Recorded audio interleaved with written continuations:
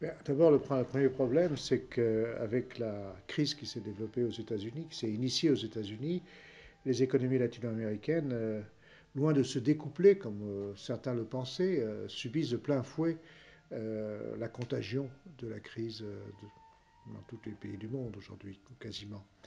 Et je crois que dans une certaine mesure, ce que l'on peut dire, c'est que d'un côté, les économies latino-américaines étaient mieux préparées à la crise, leur situation était bien meilleure qu'il y a une dizaine d'années, par exemple, mais d'un autre côté, les indicateurs dont nous disposions n'étaient pas suffisants et notamment ne montraient pas les fragilités encore très très importantes que connaissaient les économies latino-américaines à la veille de la crise et qui explique aujourd'hui le fait que la plupart des économies latino-américaines connaissent dès à présent une crise relativement profonde. J'avais écrit un papier il y a à peine 3 mois où je pensais que le Brésil connaîtrait un taux de croissance de 2%. On m'avait considéré comme très pessimiste il y a à peine 3 mois. Le gouvernement, lui, pensait encore 4%, 4,5%. Et aujourd'hui, les dernières prévisions sont en deçà de 0%. Donc c'est dire qu'il y a toute une série de facteurs qui avaient été sous-estimés. J'ai essayé moi-même d'en montrer quelques-uns.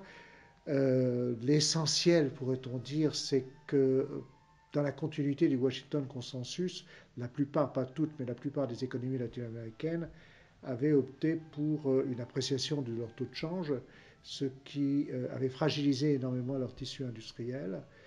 D'un autre côté, n'avait pas véritablement diminué les inégalités, légèrement, à la marge, mais elles sont tellement élevées, si bien qu'une fois leur capacité d'exportation affectée soit par la chute du prix des matières premières, soit par la récession dans les pays occidentaux, elles n'ont pas beaucoup de possibilités ou peu de possibilités de réorienter leur activité sur le marché intérieur parce qu'il est marqué profondément par des inégalités qui sont, je crois encore, le pire fléau que connaissent les économies latino-américaines.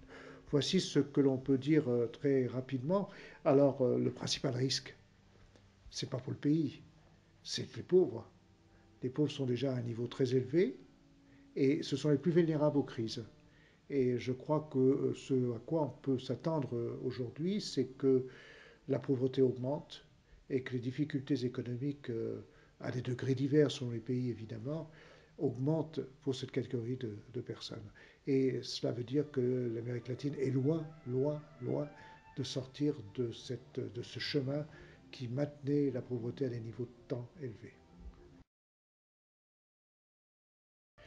Ben, elles n'ont pas beaucoup de possibilités de résister. Elles auraient pu davantage résister si leur tissu industriel avait été, disons, plus solide.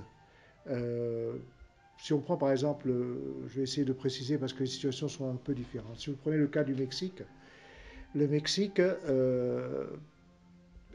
85% à peu près de son commerce orienté vers les États-Unis et le Canada. Donc subit de plein fouet la récession américaine, nord-américaine de manière générale.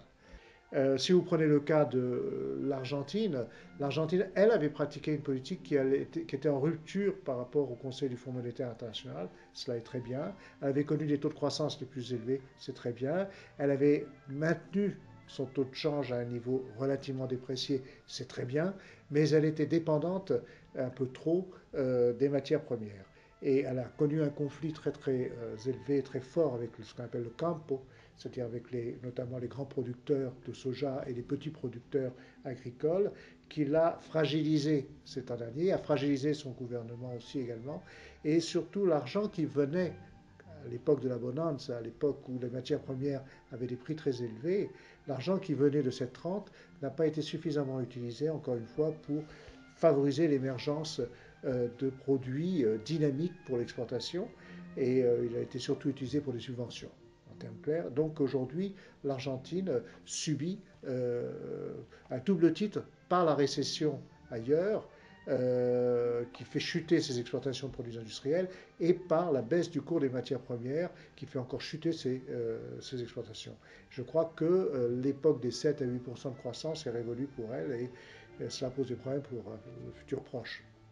Quant au Brésil, le Brésil est la puissance industrielle de l'Amérique latine. C'est Le Brésil a réussi beaucoup de choses, a une politique industrielle même faible, mais a une politique industrielle à différence des autres pays, a une grande banque d'État, de développement, ce qu'on appelle la BNDES. Elle a tous les moyens pour résister, elle a une dimension de son marché intérieur très grand, bien qu'il soit marqué par de profondes inégalités. Cela étant, le Brésil a pratiqué une politique d'appréciation du change qui l'a fragilisé son tissu industriel, ne lui a pas permis d'exporter à l'égal de ce que font les Asiatiques des produits de haute technologie ou de moyenne technologie, à l'exception bien connu de l'aviation. Et donc, par conséquent, le Brésil subit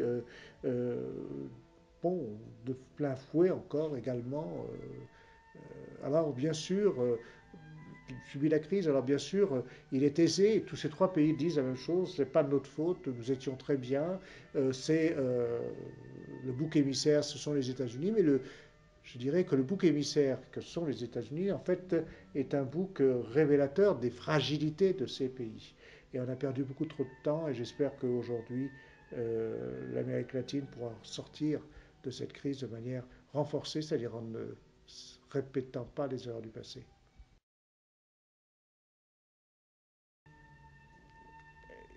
Immédiatement après la crise, alors, le visage sera triste.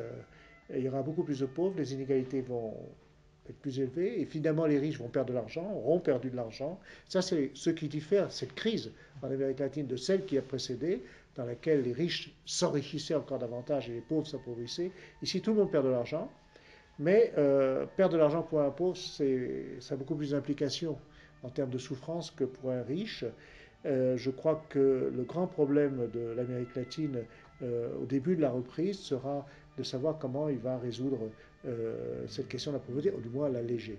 Alors, je crois que à quoi va ressembler l'Amérique latine? Si je me situe d'un point de vue strictement optimiste, je pourrais dire que l'Amérique latine va ressembler à un pays, à des pays qui vont renouer avec une intervention de l'État, renouer avec une politique industrielle, renouer avec la nécessité d'une politique fiscale différente de celle qui existe aujourd'hui, renouer enfin avec une politique distributive. Certains appellent ça le keynésianisme. Je ne suis pas sûr qu'on puisse considérer qu'on puisse utiliser cette parole, mais je crois que c'est le retour de l'État parce qu'on a trop longtemps ignoré l'État au prétexte qu'il aurait fragilisé les économies au temps passé, au temps jadis. Il avait une responsabilité, c'est vrai, dans les années 80, 70, dans l'apparition de la dette, mais je crois que l'État aussi, c'était pendant 30 années, grâce à l'intervention de l'État, c'était des taux de croissance extrêmement élevés, extrêmement puissants en Amérique latine et une capacité de réduire la pauvreté aussi très très forte des années 50 à 70, c'est quand même pas rien.